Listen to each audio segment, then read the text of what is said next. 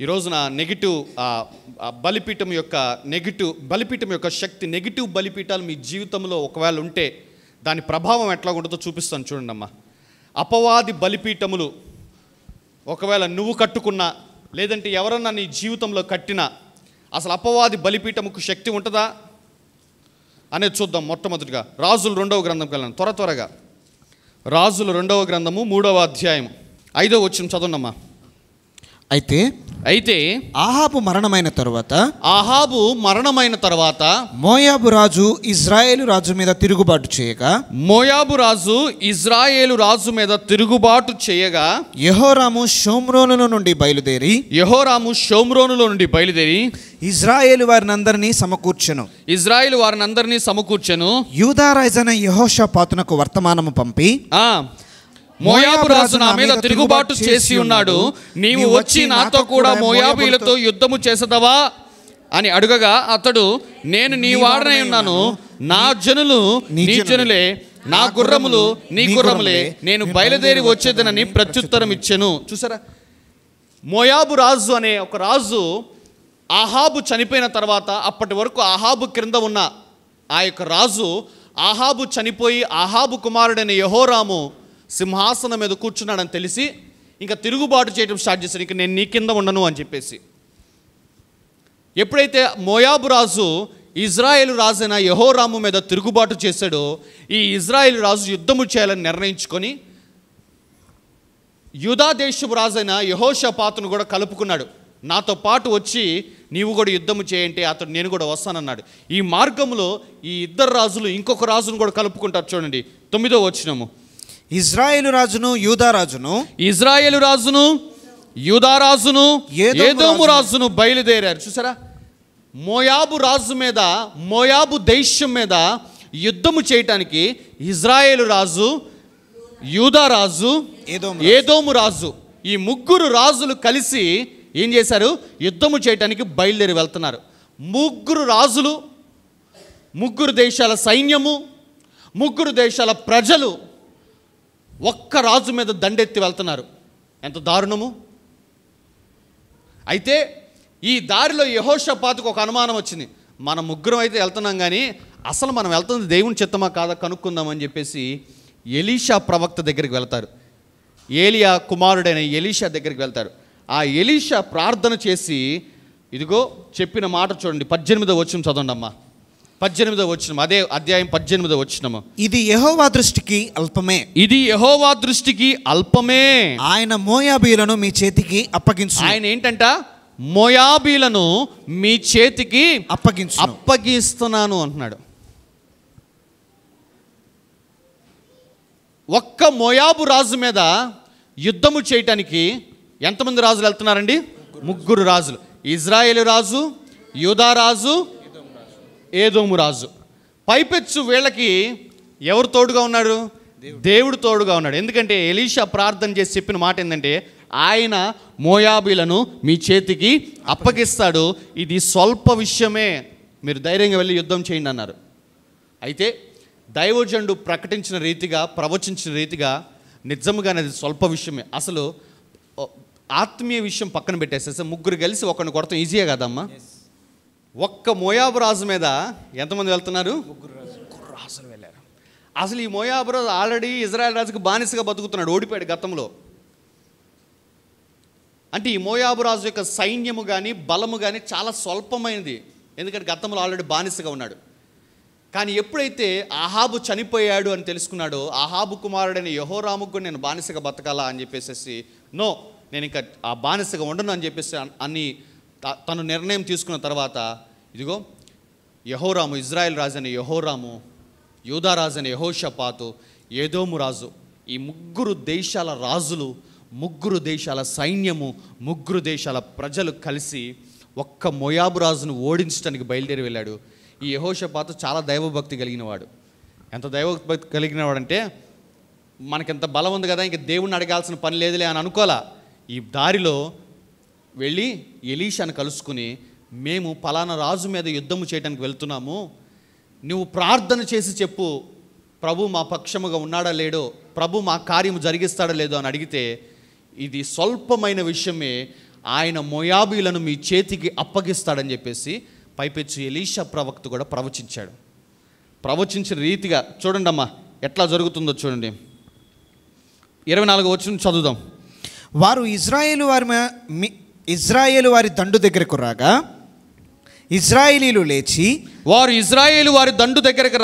ఇజ్రాయేలీలు లేచి వారిని హతము చేయుచుండిరి కనుక మోయాబీలు వారి ఎదుట నిలవలేక పారిపోయారు. ఇజ్రాయేలీలు వారి దేశంలో చొరబడి మోయాబీలను హతము చేసేశారు.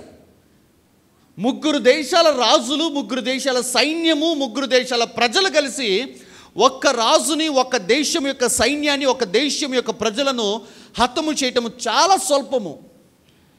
పైగా దేవుడు కూడా వాళ్ళకి తోడుగా ఉన్నాడు. దైవజనుడు ప్రవచించినట్లుగా వీళ్ళు అనుకున్నట్లుగానే యుద్ధము జరిగిపోతుంది. మోయాబీలందరూ హతమైపోతున్నారు. ఆ తర్వాత చదువుదాం చూడండి అమ్మా. మరియు వారు పట్టణములను పడగొట్టి సమస్తమైన మంచి భూభాగముల మీదను తల యొక్క రాయి వేసి నింపి నీళ్ల బావులన్నిటినీ పూడ్చి మంచి చెట్లన్నిటినీ నరికివేశారు. కెర్హేసెరెతు పట్టణమును మాత్రము వారు విడిచిపెట్టిరి కనుక దాని ప్రాకారము నిలిచి ఉండెను కానీ వడిసెలలు విసురువారు దాన్ని చుట్టుకొని రాళ్ళు విసురుచూ వచ్చిరి. మోయాబురాజు చదవండమ్మా. మోయాబురాజు యుద్ధము బహు కఠినముగా జరుగుట చూచి కత్తియు 700 మందిని ఏర్పరచుకొని ఏదోము రాజు నద్దకు తీసుకొని పోవుటకు యత్నించెను కానీ అది వారి వల్ల కాకపోయాను. యుద్ధము ఓడిపోవటం గమనించేసాడు ఈ మోయాబు రాజు. మరి ఎక్కడి నుంచి తెచ్చుకున్నాడో తెలియదు కానీ కత్తి దూసే 700 మందిని ఏర్పరచుకొని ఏదోము రాజు మీదకి బయలుదేరాడు వెళ్ళటానికి. కానీ అది కూడా వల్ల కాలేదు. ఎందుకు? దేవుడు తోడున్నారమ్మా. వీళ్ళ బలం పక్కన పెట్టేసేస్తే వీళ్ళకి ఎవరు తోడున్నారు? దేవుని తోడున్నాడు. దేవుని వాక్యము తోడుగా ఉంది వీళ్ళకి. అది కూడా వల్ల కాలేదంట. చూడండి అమ్మా.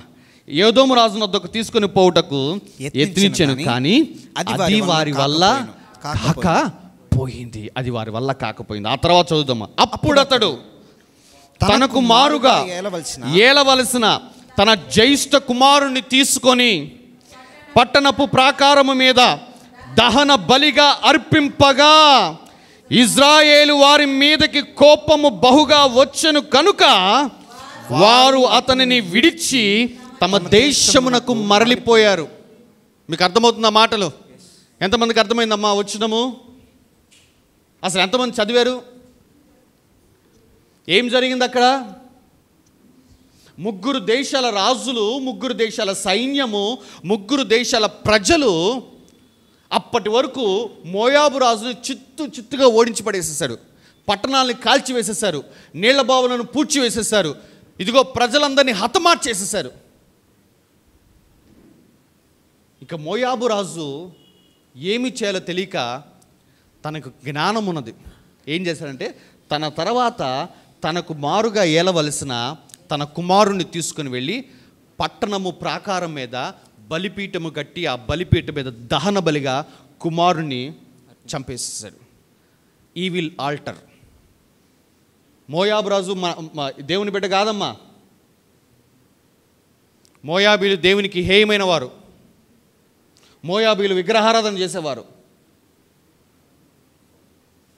ఈ మోయాబు రాజు చూడండి, తాను చేసిన ఒక పని వలన యుద్ధం అమాంతం ఆగిపోయింది. చూడండి ఆ మాట చూడండి.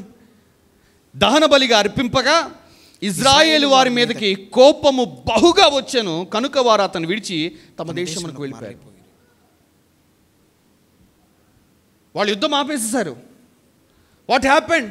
అరే గెలవబోతున్నారు కదా, ఇంక దాదాపు గెలిచేసారు కదా, సడన్గా ఎందుకు వదిలేసేసారు?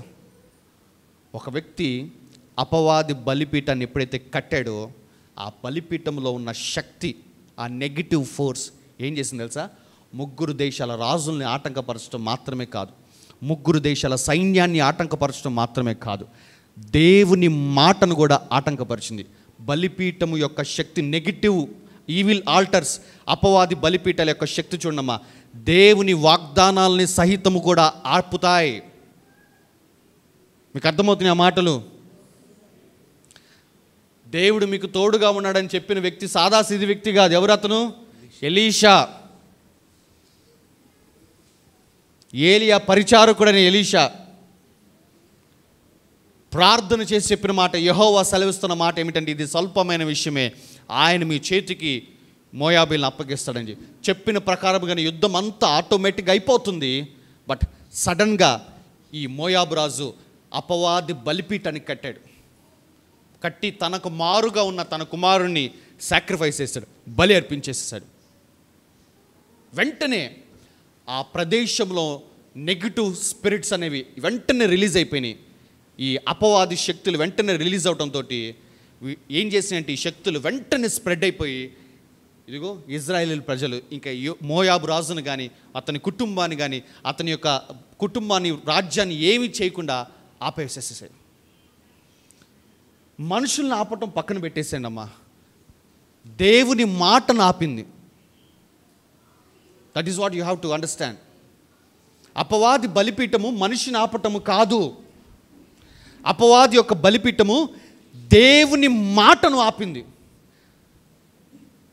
ఒకవేళ మీ జీవితంలో దేవుని వాగ్దానాలు కలిగి ఉన్నప్పటికీ కూడా, దైవజనుడు ప్రవచించిన ప్రవచనాలు మీరు కలిగి ఉన్నప్పటికీ కూడా, ఇంకా దేవుని మాటలు నీ జీవితంలో నెరవేరటం లేదంటే, ఒకవేళ నీ కుటుంబంలో కానీ నీ జీవితంలో కానీ అపవాది బలిపీఠం ఉందేమో. మీకు అర్థమవుతున్నాయి నా మాటలు? ఎంతమందికి అర్థమవుతున్నాయి ఈ మాటలు? అర్థం కాకపోతే నేను మరలా చెప్పడానికి ప్రయత్నం చేస్తా. But this is important thing అమ్మా. సంఘము దేవుని వాగ్దానాలు పొందుకోవటంలో విఫలమైపోతుంది.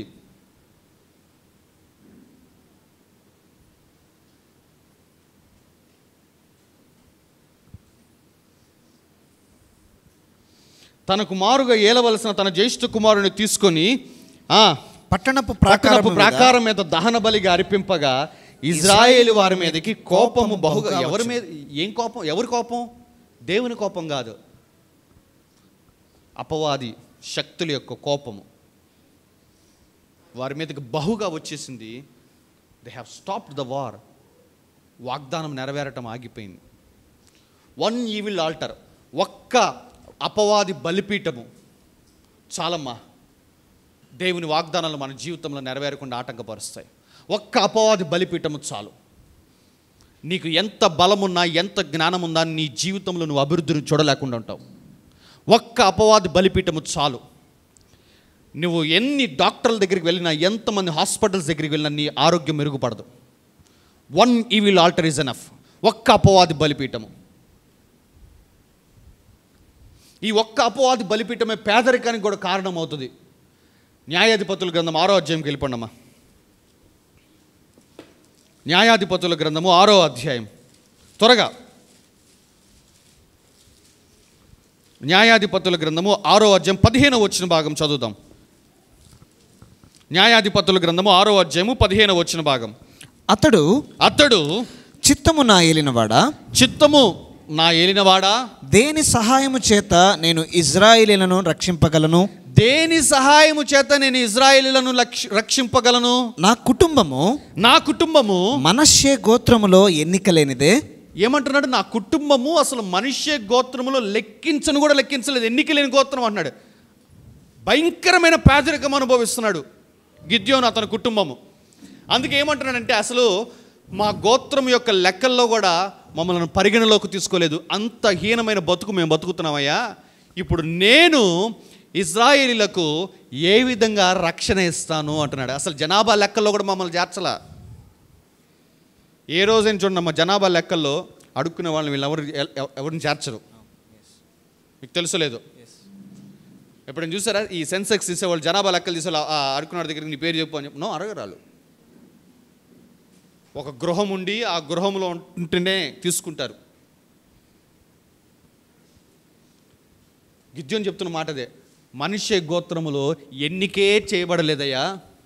భయంకరమైన పావర్టీ అనుభవిస్తున్నారు. ఎంత పావర్టీ అనిపిస్తున్నారంటే, గానుగు చాటున ఆ పై వచనాలకు వెళ్తే గానుగు చాటున గోధుమలు దొల్లగొట్టుకుంటూ దొంగతనంగా తింటున్నాడు ఆహారం. కారణం ఏమిటో తెలుసా? అదే అధ్యాయంలో 25వ వచనం చదవండి అమ్మా. మరియు ఆ రాత్రి యందే యెహోవా నీ తండ్రి కోడెను అనగా 7 ఏండ్ల రెండవ ఎద్దును తీసుకొని వచ్చి నీ తండ్రి కట్టిన బయలు యొక్క బలిపీఠమును పడగొట్టి. చూసారా, నీ తండ్రి కట్టిన బయలు యొక్క బలిపీఠము వలన నువ్వు పేదరికాన్ని అనుభవిస్తున్నావు అంటున్నాడు అక్కడ ఇండైరెక్ట్గా. అమ్మా, బలిపీఠము మనమే కట్టాల్సిన పని లేదమ్మా. మన పితరులు ఎవరైనా అపవాదికి బలిపీఠాలు కట్టుంటే ఆ బలిపీఠము తాలూకా శక్తి ఇంకా మన తరతరములకు ప్రవహిస్తూ ఉంటుంది. మీకు అర్థమవుతుంది నా మాటలు? గిద్యోను ఏ రోజు బయలుకు బలిపీఠం కట్టలా, కానీ గిద్యోను పేదరికాన్ని అనుభవిస్తున్నాడు. కారణం ఏంటి? తన తండ్రి కట్టిన బయలు యొక్క బలిపీఠము. బలిపీఠాలు మనం కట్టాల్సిన పని లేదమ్మా. మన నూతన నిబంధనలు ఉన్నాం, పరిశుద్ధాత్మను పొందుకున్నాం, మనము మంచి సంఘంలో నాటబడ్డాం, ఆరాధన, స్తుతి ఆరాధన, ప్రార్థన, వాక్యము ఇదంతా బాగా ఉన్నాయి. బట్ ఎందుకు ఇంకా మన జీవితాలు డెవలప్ కావటం లేదంటే, ఒకవేళ కొంచెం వెనక్కి వెళ్ళి మన తండ్రుల గురించి, మన తాతల గురించి ఆలోచిస్తే వాళ్ళు కారణమేమో. గిద్యోను యొక్క పేదరికానికి కారణము తన తండ్రి కట్టిన బలిపీఠం. ఎస్, బాల్స్ ఆల్టర్, బయలు యొక్క బలిపీఠము పేదరికాన్ని కలుగు చేస్తామా. కాబట్టే మొదటి రాజుల గ్రంథం 18వ అధ్యాయంలో కూడా ఇశ్రాయేలు ప్రజలు 3.5 సంవత్సరాలు కరువును అనుభవించారు. కారణం ఏంటి? ఈ యొక్క యెజెబెలు బయలు ప్రవక్తలను పోషిస్తూ దేవుని పర్వతం అని పేరు పెట్టబడిన ఆ పర్వతం మీద బయలుకు బలిపీఠం కడుతుంది. బయలు బలిపీఠము ఒక రాజ్యములో ఉన్న, ఒక కుటుంబములో ఉన్న ఆ కుటుంబము అనుభవించేది ఏంటంటే దారుణమైన పేదరికాన్ని అనుభవిస్తుంది. వాగ్దానాలు ఉండినప్పటికీ కూడా నేను మరలా చెప్తున్నాను, ఆ రోజున దేవదూత వచ్చి చెప్పిన మాట ఏంటంటే, పరాక్రమం కలిగిన బలాఢ్యుడా, నీవు ఇజ్రాయేలులను విడిపిస్తావంటే నేనెట్లా విడిపిస్తానయ్యా అంటే, మొట్టమొదటిగా అతడు చేస్తున్న పని చూడండి. దేవుడు అతనికి చెప్పిన పని చూడండి అమ్మా. 25వ వచనంలో, మరి తండ్రి కట్టిన బయలు యొక్క బలిపీఠమును పడగొట్టి దానికి పైగా ఉన్న దేవతా స్తంభమును నరికివేసి తగిన ఏర్పాటుతో ఈ బండకొనను నీ దేవుడని యెహోవాకు బలిపీఠము కట్టమంటున్నాడు. చూసారా, నువ్వు మొదట యుద్ధము చేయక మునుపు నువ్వు చేయాల్సింది ఏంటో తెలుసా? ఫస్ట్ ఆ బలిపీఠను పడగొట్టు. ఆ బలిపీఠమే నీ నాశనానికి కారణం అంటున్నాడు. ఆ బలిపీఠమే నిన్ను పేదరికంలో పెడతానికి కారణం అంటున్నాడు. నువ్వు మొట్టమొదటిగా అక్కడ బలిపీఠం పడగొట్టి నా పేరు మీద ఒక బలిపీఠాన్ని కట్టి ఆ తర్వాత నువ్వు యుద్ధంకు పో. ఈ ఉదయకాల సమయంలో ఇక్కడ మీ అందరితో చెప్తున్నానమ్మా, మొదట బలిపీఠము కట్టి ఆ తర్వాత మీ విశ్వాసాన్ని విడుదల చేయండి దేవుని కోసము. దేవుడు మీ జీవితంలో గొప్ప కార్యాలు చేస్తారు ఆ తర్వాత. ఆమేన్. అర్థమవుతున్నాయి మీకు ఆ మాటలు? అందుకే దేవుడు ద్వితీయోపదేశ కాండము 12వ అధ్యాయంకి వెళ్ళిపోండమ్మా. ఒక మాట చూపిస్తాను చూడమ్మా. ద్వితీయోపదేశ కాండము 12వ అధ్యాయం మొట్టమొదటి వచనం నుంచి 3 వచనాలు చదవండమ్మా. మీరు స్వాధీనపరచుకొనుటకు నీ పితరుల దేవుడైన యెహోవా, మీరు స్వాధీనపరచుకొనుటకు నీ పితరుల దేవుడైన యెహోవా నీకిచ్చిన దేశమున మీరు భూమి మీద బ్రతుకు దినములన్నిటను మీరు అనుసరించి గైకొనవలసిన కట్టడలు విధులు ఇవి. ఏంటంట? మీరు బ్రతికినంతకాలం, ఏదో సంవత్సరానికి ఒకసారి కాదు, ఏదో వారానికి ఒకసారి కాదు, మీరు బ్రతికిన దినములన్నిట మీరు అనుసరించాల్సింది, గైకొనాల్సిన కట్టడలు విధులు ఇవి. ఏంటా విధులు? చదవండమ్మా. మీరు స్వాధీనపరచుకొనబోవు జనములు గొప్ప పర్వతముల మీదునేమి, మెట్టల మీదనేమి, పచ్చని చెట్లన్నటి క్రిందనేమి, ఎక్కడెక్కడనైతే తమ దేవతలను పూజించుచు ఆ స్థలములన్నిటినీ మీరు బొత్తిగా పాడు చేయవలను, వారి బలిపీఠములను పడద్రోయాలి. ఫస్ట్ చాలు, అర్థమవుతుందా? మీరు బ్రతుకు దినములన్నిట మీరు అనుసరించి గైకొనవలసిన కట్టడలు విధులు ఇవే అని చెప్పిన మొట్టమొదటి మాట ఏంటి తెలుసా? బలిపీఠములు పాడు చేయండి అంటున్నాడు. ఎందుకంటే మీరు బలిపీఠాలు పాడు చేయకుండా ఆ మంచి పాలు తేనెలు ప్రవహించే దేశంలో మీరు అడుగుపెట్టినా కూడా ఆ దేశంలోని ఆశీర్వాదాన్ని మీరు అనుభవించలేరు. అర్థమవుతున్నాయి మీకు నా మాటలు? Without demolishing evil altars, we cannot enjoy the blessings of God. అపవాది యొక్క బలిపీఠాలు మన కుటుంబాలలో, మన జీవితాలలో, మనమున్న స్థలాలలో మనం పడద్రోయకుండా దేవుని ఆశీర్వాదాలు మనం అనుభవించలేము.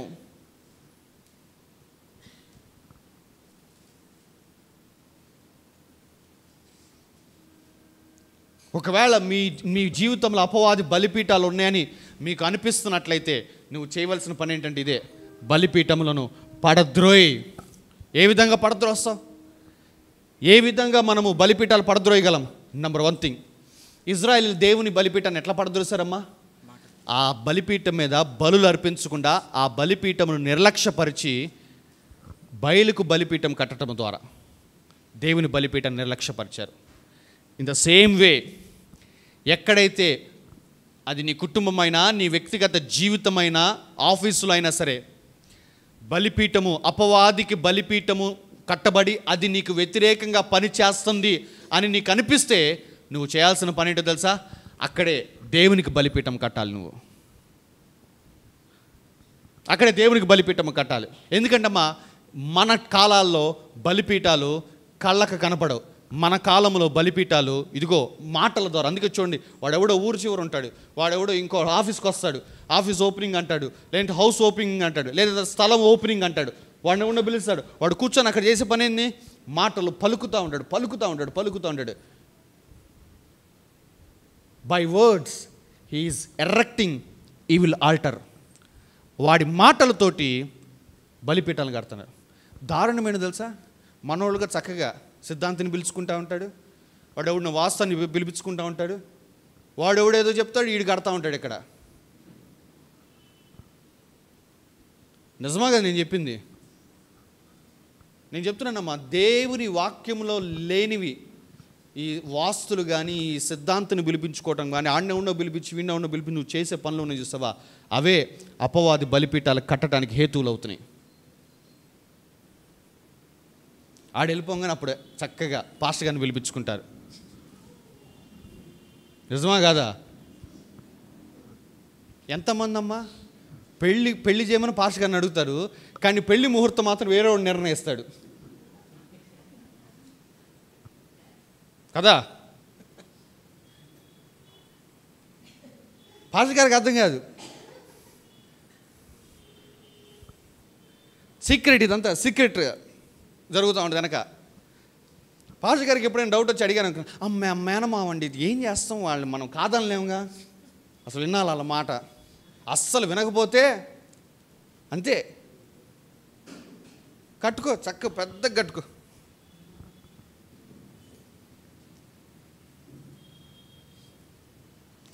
వివాహం అన్ని విషయాల్లో ఘనమైనదని ప్రభువు చెబితే దాన్ని ఎంత పరిశుద్ధంగా చక్కగా ప్రార్థనలో వాటిలో ఇట్లా కనుక్కొని మనము అసలు ఆ సేవకుడికి మీకు అందరికి అనుకూలమైన డేట్ పెట్టుకొని ప్రార్థన ద్వారా ఆ డేట్ని మనం ఎన్నుకొని దాని ప్రకారం పోవాలి. కానీ వాడు వస్తాడు, వాడు ఒకటి ఓపెన్ చేసి చెప్తాడు. ఈ మధ్య క్రైస్తవ జ్యోతిష్యులు కూడా తయారయ్యారు. వాళ్ళు లెంట్లో పెట్టొద్దు అంటారు.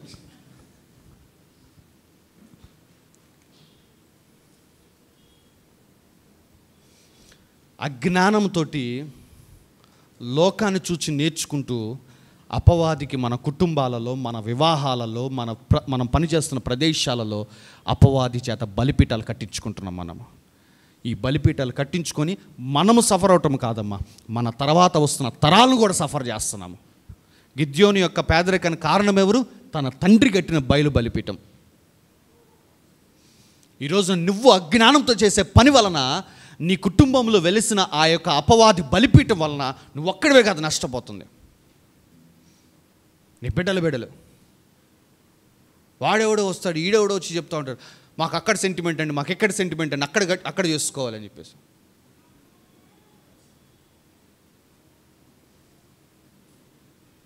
ప్రియ సహోదరుడా, అపవాది బలిపీఠాన్ని కలిగి ఉండి మనం ఎట్లా దీవించబడాలి? అందుకే చూడండి, ఎక్కడ వేసిన గొంగలయ్య అంటే అక్కడే, అదే ఇంట్లో, అదే ఉద్యోగం, అదే చిన్న జీతం, అక్కడే.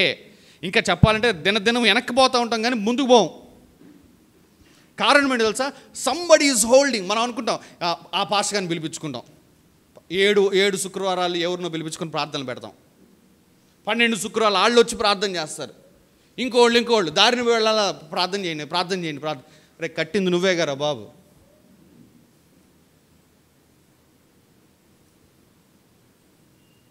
నిజమా కాదా?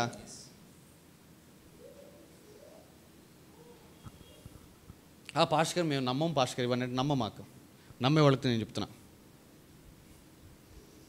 మనము చేస్తున్న లోకమును చూచి మనము నేర్చుకొని మనము చేస్తున్న పనుల వలన మన ఇళ్లల్లో బలిపీఠములు అపవాదికి కట్టబడుతున్నాయి. దాని వలన చెప్పానుగా, బలిపీఠం అంటే ఏంటంటే అదొక స్పిరిచువల్ ఎయిర్పోర్ట్, ఆత్మీయ విమానాశ్రయము. ఆత్మలు ఎక్కుచూ దిగుచూ ఉంటాయి. దేవునికి బలిపీఠం కట్టావా, దేవదూతలు ఎక్కుచూ దిగుచూ ఉంటారు, యాకోబు చూసినట్టుగా. అపవాదికి బలిపీఠం కట్టావా, అపవాది శక్తులు ఎక్కుచూ దిగుచూ ఉంటాయి.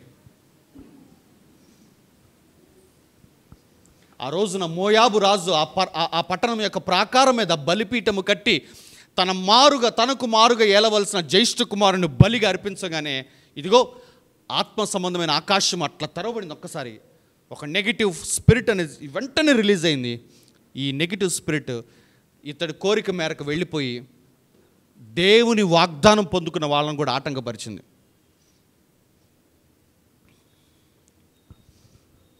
రెండోది, వాళ్ళ ఓటమి కారణం ఏంటి తెలుసా? మొట్టమొదటి వాళ్ళ ఓటమి కారణం ఏంటంటే అపవాది బలిపీఠము. ఇజ్రాయేలు రాజు కానీ, యూదా రాజు కానీ, ఏదోము రాజు కానీ, వీళ్ళ ఓటమికి కారణము ఇదిగో అపవాది బలిపీఠం. అది మొట్టమొదటి విషయం. రెండవది ఏంటి తెలుసా? వీళ్ళ ఓటమికి కారణం వీళ్ళే. ఏలియా ఏం చేశాడమ్మా? బలిపీఠం చూడంగానే యెహోవాకు బలిపీఠం కట్టాడు అమ్మటే. ఆ పట్టణం ప్రాకారం మీద అతడు అపవాది బలిపీఠం కడుతుంటే మనం ఏం చేయాలా? యుద్ధానికి పోయిన వాళ్ళం దేవునికి మనం బలిపీఠం కట్టాలి ఇక్కడ అమ్మటే. అది లేదు. సరే, అక్కడున్న ఆ యొక్క అపవాది శక్తులు వీరిని వచ్చేసేసి ఎలీషా దగ్గరికి వెళ్ళినా కానీ ఎలీషా చెప్పాడు, మా ఆత్మీయ తండ్రి జీవితంలో కూడా ఇట్లా జరిగింది. ఆయన ఈ విధంగా బలిపీఠం కట్టాడు, తద్వారా బలిపీఠాలని కూలగొట్టబడ్డాయి, దేశం మీద క్షామం వెరగొట్టబడింది, ఆకాశం నుంచి వర్షం పడింది, కాబట్టి మీరు కూడా వెళ్ళి బలిపీఠం కట్టండి అని చెప్పాడు. ఇంటికి వచ్చారు చక్కగా చల్లగా. దేవుడు మీ చేతికి అప్పగిస్తాను, ఇది స్వల్పమైన విషయము అని చెప్పిన దాన్ని కూడా పొందుకోలేకుండా ఇంటికి వచ్చేసారు. సో 2 విషయాలు చెప్తున్నానమ్మా. నీ జీవితంలో అపవాది బలిపీఠాలు ఉన్నట్టుగా, వాటి యొక్క ప్రభావం ఉన్నట్టుగా నీవు గమనిస్తున్నట్లయితే, నీకు అర్థమవుతున్నట్లయితే, ఆ అపవాది బలిపీఠాలు కూలద్రోయాలంటే నువ్వు చేయాల్సిన 2 పనులు ఉంటాయమ్మా. మొట్టమొదటి పని ఏమిటంటే ఇదిగో అక్కడే యెహోవాకు బలిపీఠము కట్టాలి. రెండవది ఇదిగో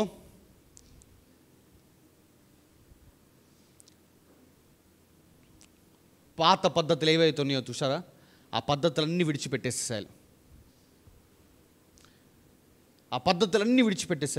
అందుకే వాక్యానుసారంగా బ్రతకటం అనేది స్టార్ట్ చేసుకోవాలమ్మా. నీ జీవితంలో అపవాది బలిపీఠం ఉన్నట్టుగా నీకు అనిపిస్తున్నట్లయితే, ఎంత ప్రార్థన చేస్తున్నా, ఎంత ఉపవాసం ఉంటున్నా కూడా పరిస్థితుల్లో ఏమాత్రం మార్పు లేదు అని నీకు అనిపిస్తున్నట్లయితే, there might be a evil altar. అక్కడ అపవాది బలిపీఠం ఉండొచ్చు. You need to do one thing. అప్పుడు నువ్వు చేయాల్సిన పని ఏంటంటే దేవుని బలిపీఠం ఎరెక్ట్ చేయండి అమ్మ. అక్కడ దేవుని బలిపీఠం ఎరెక్ట్ చేయండి. దేవుని బలిపీఠాన్ని తిరిగి కట్టండి. ఎప్పుడైతే దేవుని బలిపీఠం నువ్వు తిరిగి కడతావో, ఏ శక్తి అయినా సరే దేవుని శక్తి ముందు లోబడాల్సిందే. You need to give access to the spirit of God, to the power of God.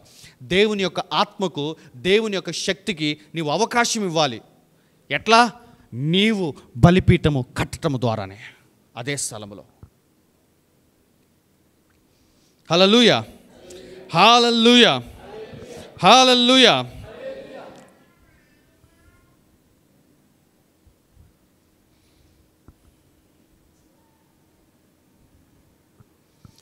ఈ అపవాది బలిపీఠము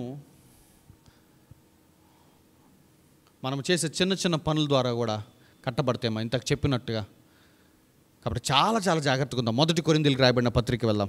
ఈ అపవాది బలిపీఠం గురించి అపోస్తలుడైన పౌలు ఇండైరెక్ట్గా కూడా ప్రస్తావన చేస్తారు. కొరింథీయులకు రాయబడిన 1 పత్రిక 9వ అధ్యాయం 9వ అధ్యాయం 9వ వచనం చదవండి. కొరింథీయులకు రాయబడిన మొదటి పత్రిక 9వ అధ్యాయం 9వ వచనం. ఈ మాటలు లోకాచారం బట్టి చెప్పుచున్నానా? ధర్మశాస్త్రము కూడా వీటిని చెప్పుచున్నది కదా. కళ్ళము త్రొక్కుచున్న ఎద్దు మూతికి చిక్కము పెట్టవద్దు. ఏంటంటే కళ్ళము త్రొక్కుచున్న ఎద్దు మూతికి, కళ్ళము తొక్కుచున్న ఎద్దు మూతికి చిక్కము పెట్టవద్దు అని మోషే ధర్మశాస్త్రంలో వ్రాయబడి ఉన్నది.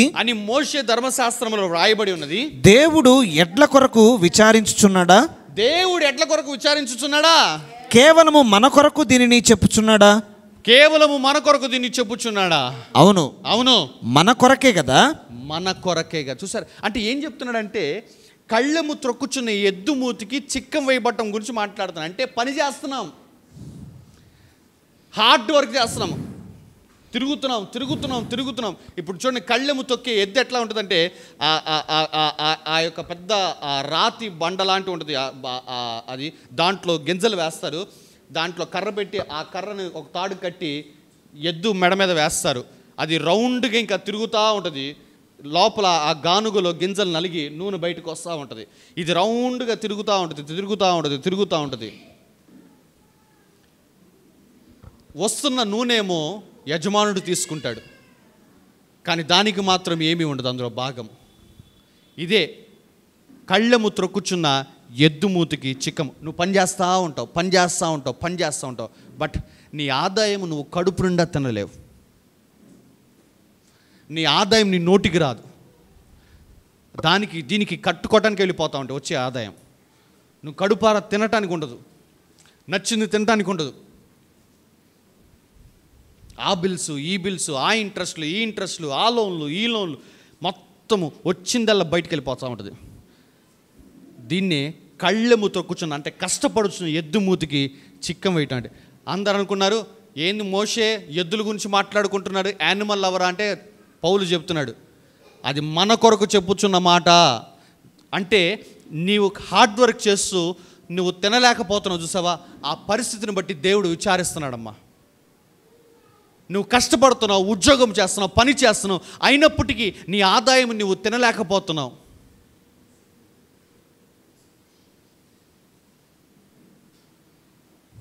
దానివల్ల ప్రభు ఎంత మాత్రం కూడా సంతోషించడం లేదు. ఈ ఈవిల్ ఆల్టర్ ఎట్లా పనిచేస్తుంది అంటే, నీళ్ళు ఆశలు కూడా పుట్టిస్తాయమ్మా. మనమే స్వయం కృతాపరాధం ఏం చేస్తామంటే, అది చూసి కొనుక్కుందాం, ఇది కొనుక్కుందాం అని చెప్పేసి వచ్చిన ఆదాయం అంతా ఈఎంఐల్లో పెడతాం మనం. ఈ ఈవిల్ ఆల్టర్, ఈ అపవాది బలిపీట ఏం చేస్తుంది తెలుసా, మనకి ఈ లోకాశ, నేత్రాశ, ఈ జీవపు డంబాన్ని కూడా మనలో క్రియేట్ చేస్తాయి. అది కొనుక్కుందాం, ఇది కొనుక్కుందాం అని చెప్పేసి. సో వస్తున్న ఆదాయం నువ్వు ఏం చేస్తావంటే అటు పెడతావు. మళ్ళీ పాస్టర్ గారి దగ్గరికి వచ్చి, పాస్టర్ గారు ప్రార్థన చేయను, అస్సలు పరిస్థితి బాల.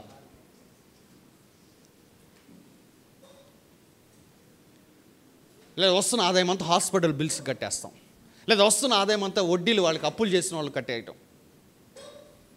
Evil altars.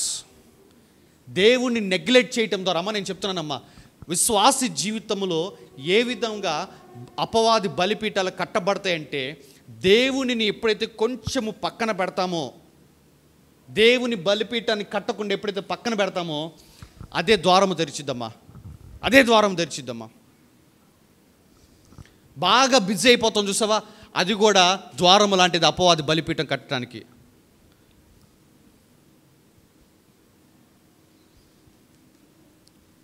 దేవుని బలిపీఠం నీ చేత కట్టించకుండా అపవాది చాలా రకాలుగా పనిచేస్తూ ఉంటాడమ్మా. నిర్గమాకాండం కలండమ్మా, దీంతో నేను ముగించేసేస్తాను. నిర్గమాకాండము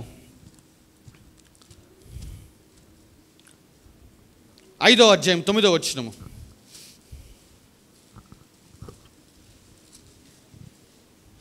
ఆ మనుషుల చేత ఎక్కువ పని చేయింపవలెను. దానిలో వారు కష్టపడవలెను.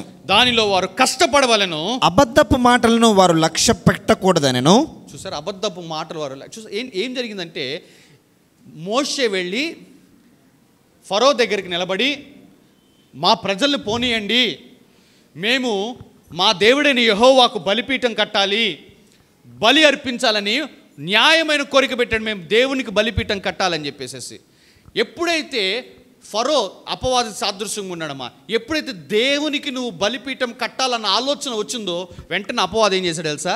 నీ పనిని అధికం చేసేసాడు. రోజుకు 100 ఇటుకలు చేసే ఇజ్రాయేలీలు రోజుకు 1000 ఇటుకలు చేయమంటున్నారు. గడ్డి కూడా మీరే తెచ్చుకోవాలన్నాడు. నా మాట అర్థమవుతుందా? సంగమా, నువ్వు దేవుని వైపు ఆలోచన పెడుతుంటే, నువ్వు దేవుని వైపు నీ దృష్టిని నిలుపుతుంటే, వెంటనే అపవాది చేసే పని ఏంటంటే నీ పని భారాన్ని అధికము చేసి ఆ పనిలోనే నిన్ను పెట్టేస్తూ ఉంటాడు. మరి పాస్టర్ గారు, మన వాక్యంలో ఉంది కదా పాస్టర్ గారు, ఇంకా కట్టకుండా ఉండు, అంతే ఉండు అంతే. నీ పక్కన డెవలప్ అవుతా ఉంటే నువ్వు డెవలప్ కావు. అపవాది ఎంత పని పెట్టినా కూడా, ఎంత పని భారం మన మీద ఉన్నా కూడా దేవునికి ఇవ్వవలసిన సమయాన్ని ఇస్తూ మనము దేవునికి బలిపీఠం కట్టుకుంటూ వెళ్ళాలమ్మా. అబ్రహాము తాను బ్రతికిన దినములన్నిటి బలిపీఠాలు కట్టాడు. ఇస్సాకు కట్టాడు, యాకోబు కట్టాడు. యాకోబు కుమారుడు అయిన యోసేపు ఆశీర్వదించబడ్డారు. కానీ మీరు ఎక్కడైనా చూడండి అమ్మా, అబ్రహాము కుమారుడు అని రాయబడి ఉంటుంది, ఇస్సాకు కుమారుడు అని రాయబడి ఉంటుంది, యాకోబు కుమారుడు అని కూడా రాయబడి ఉంటుంది. కానీ ఎక్కడ యోసేపు దేవుడు అని రాయబడలా.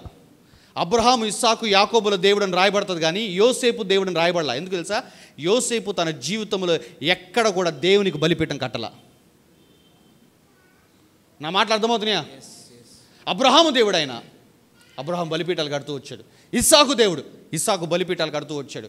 యాకోబు దేవుడు, యాకోబు బలిపీఠములు కడుతూ వచ్చాడు. యాకోబు తర్వాత తన కుటుంబంలో అంతగా ఆశీర్వదించబడ్డవాడు ఎవడంటే ఇదిగో యోసేపు. తన కుటుంబాన్ని అంతటిని విడిపించాడు భయంకరమైన ఆ క్షామంలో. ఐగుప్తు దేశంలో వారిని పోషించాడు. అటువంటి యోసేపు కూడా దేవునికి బలిపీఠాలు కట్టకపోవటం వలన దేవుడు నేను యోసేపు దేవుడిని అని చెప్పుకోవాలా. చాలా క్లియర్గా చెప్తున్నానమ్మా. A man who builds altars for God, ఏ వ్యక్తి అయితే దేవునికి బలిపీఠములు కట్టేవాడై ఉంటాడో వాడు వాడికి దేవుని ముందు వాడి పేరు పెట్టేసుకుంటాడమ్మా.